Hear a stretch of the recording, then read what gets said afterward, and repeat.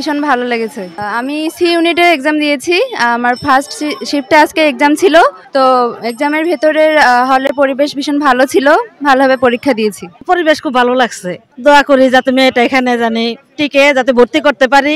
খুব আশা নিয়ে আসছিলাম, আশা যেন পূর্ণ হয়, এটাই আর কি সবার কাছে দোয়া। হচ্ছে জাহাঙ্গীরনগরে যদি চান্স পায় তাহলে তার ভবিষ্যৎটা ভালো হবে, এবং ভবিষ্যতে যদি কিছু করতে পারে তাহলে মনে করেন আমাদের দুইটাই মেয়ে, তাহলে মেয়েগুলো মনে করেন যদি মানুষ করতে পারি তাহলে আর কি চাই।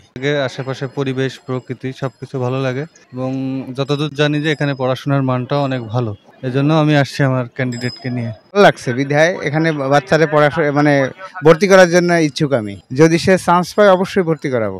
পরিবেশটা ভালো লাগে আমার কাছে, জাহাঙ্গীরনগর পরিবেশটা ভালো লাগে। আমার বিশ্ববিদ্যালয়ে আমার মেয়ের অ্যাডমিশন, তো অ্যাডমিশন এখানে ভালোই লাগলো। আসি মেয়ের পরীক্ষা দিল, দেখলাম, ঘুরলাম ফিরলাম, ভালোই লাগলো জাহাঙ্গীর বিশ্ববিদ্যালয়।